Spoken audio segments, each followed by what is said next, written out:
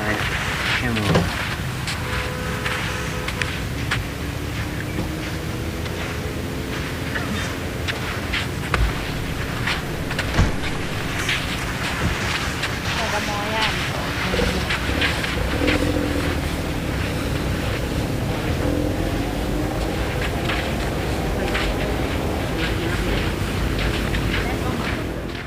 Nah, ini pemirsa, kita ada di kawasan pasir berbisik.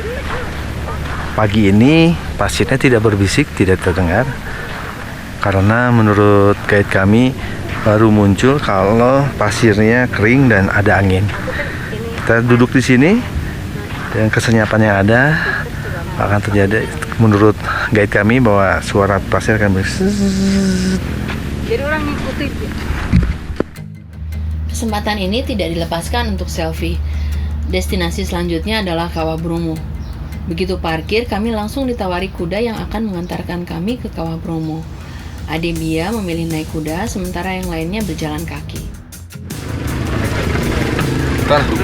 Kang Agus.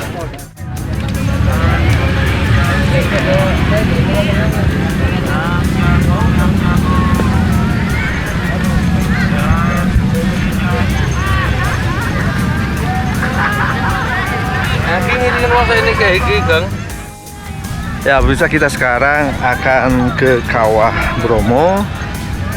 Jalan kaki sekitar 2 km melewati padang pasir, dan saya sendiri sekarang memilih untuk menggunakan kuda. Kudanya di atas sana.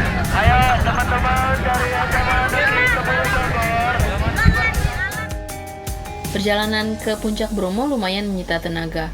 Ambu dan Tante Anil memilih untuk berhenti di sekitar pura. Alasannya karena kami pernah naik ke puncak sebelumnya, sementara Abah, Abang Hakim, dan Ade Bia masih terus naik ke puncak. Kondisi jalan mulai menanjak. Kita harus hati-hati karena kaki kita bisa terperosok ke dalam pasir. Sebagian pengunjung memilih naik kuda menuju puncak.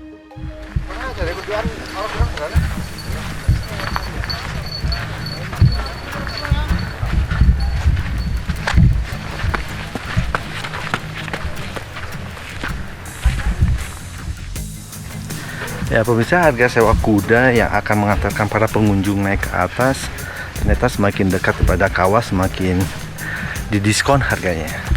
Yang semula dari harga 150.000, sekarang harganya bisa sampai 50.000 rupiah.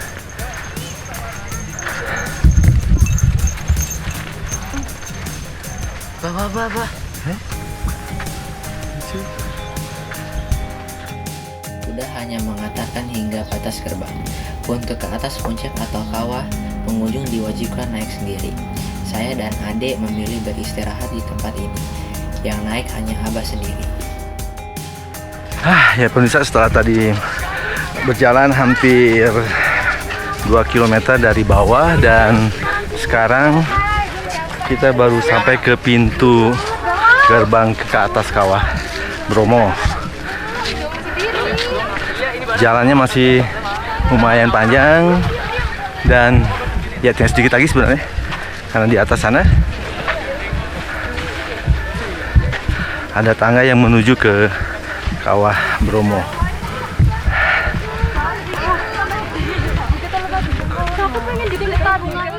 Ya, bisa kita akhirnya sampai di Kawah Bromo, dan pemandangan yang saya dapatkan dari atas ini sungguh indah, dan rasa capek dari bawah menaiki tangga dan juga perjalanan yang cukup jauh hilang seketika. Apalagi kalau melihat Kawah Bromo ini seperti ini.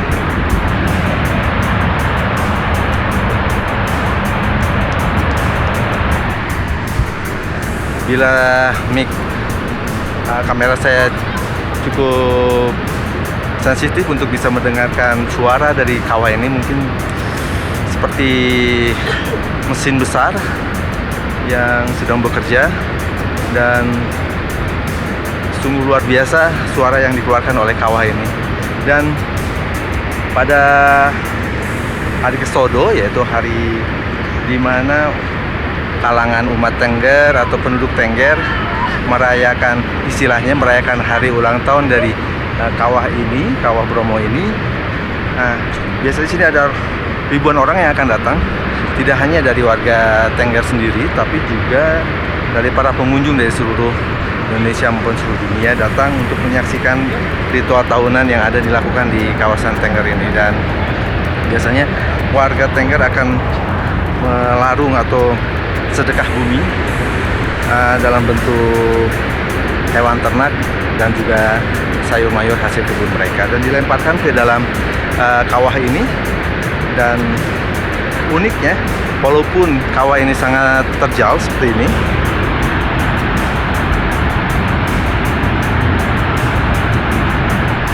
itu ada warga Tengger yang menunggu di bawah untuk menangkap sayur mayur maupun hewan ternak yang dilemparkan atau dibuang oleh pihak orang Tengger.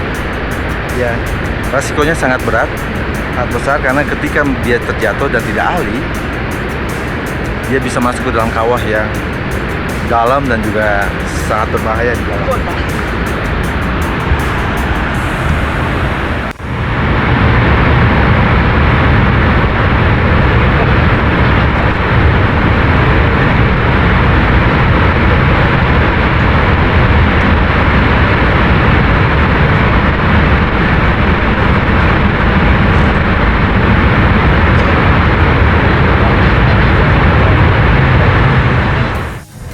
Ya pemirsa, kita jalanan hari ini di pagi ini di Bromo sudah selesai.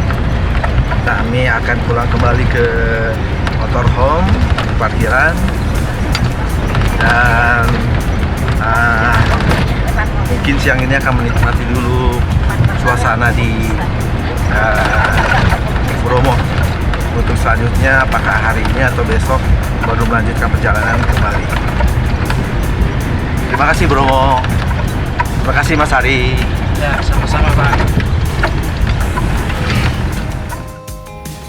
Siang itu kami kembali ke parkiran Moti. Rencananya kami akan langsung meninggalkan Cemoro Lawang pada siang hari. Tujuan kami selanjutnya adalah Lumajang. Namun dalam perjalanan kami akan mencari homestay atau hotel untuk menginap nanti malam.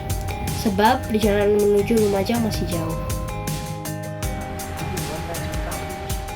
Di Hotel Yoshi kami berjumpa Pak Siswo. Beliau adalah ketua adat warga Tengger. Dari beliau kami mendapatkan ilmu tentang kesyukuran.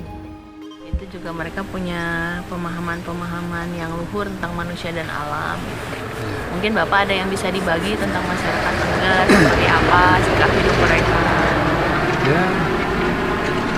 Ya memang itu, tapi ya maaf ini ya. Ya. Kalau memang tadinya itu ibu membuka semacam itu ya, saya cuma sedikit aja. Iya, nggak apa-apa Pak. Jadi orang Tengger ini kembali kepada punya keyakinan.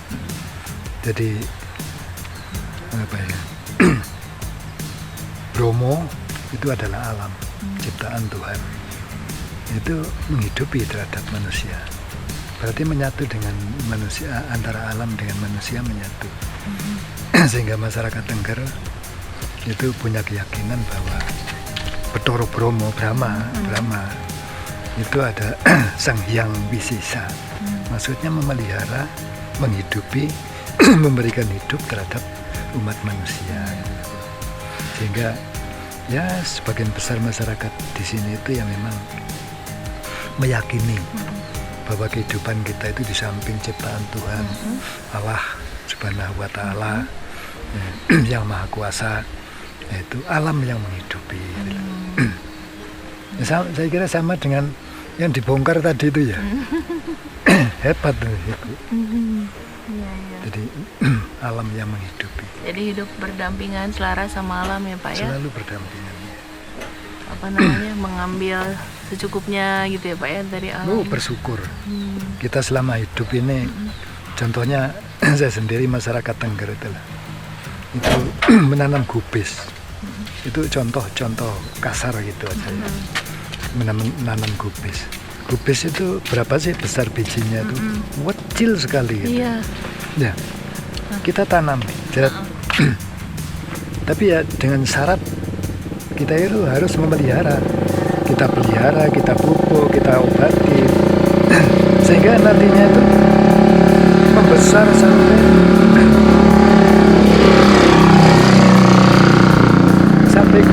itu sebesar itu. Yes, maafin lah. Sama dengan kepala saya. Ya. Bayangkan itu kekuasaan Tuhan itu sampai di situ. Barang yang sesuatu kecil dengan dititipkan pada alam sampai bisa sebesar itu.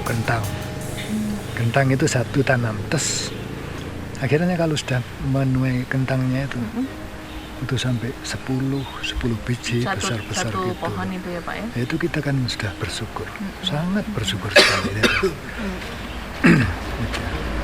Ya, ini ya, itu juga filosofinya kebersyukuran juga ya Pak? Oh iya. Makanya di dalam pesado itu kan pengorbanan. Jadi mengorbankan hasil bumi itu dipersembahkan kepada itu kita maksudnya kita mensyukuri. Jadi mensyukuri diberi hidup, diberi kehidupan. Itu tanggalnya pasti ya Pak? Setiap tahun atau mengikuti kalender tertentu? Kalau di dalam perhitungan masyarakat Tengger, Ya? di sini ada Chandra Purnama. Jadi kalau di sini nggak kadang-kadang nggak cocok dengan kalender Masehi. umum Masehi itu nggak cocok. Jadi di sini sudah ada perhitungan sendiri, itu menyesuaikan dengan perhitungan Tengger. Itu ada rumusnya itu. Oh iya, ada rumusnya sendiri ya Pak? Panjang sekali, nggak bisa diterima sekarang itu, panjang sekali itu. Masyarakat Tengger yang kedudukannya seperti Bapak itu banyak Pak? Atau hanya beberapa orang aja dipilih oleh Ya, masyarakat? saya kira masyarakat Tengger itu ya banyak. Jadi di sini itu nggak mengenal saya orang yang nomor 1, ada yang nomor 2, nomor 3, nomor 4, enggak. Semuanya sama. Hanya secara kebetulan saya sendiri kok ya ada kenalan, banyak kenalan, sehingga ada kedekatan itu loh Pak.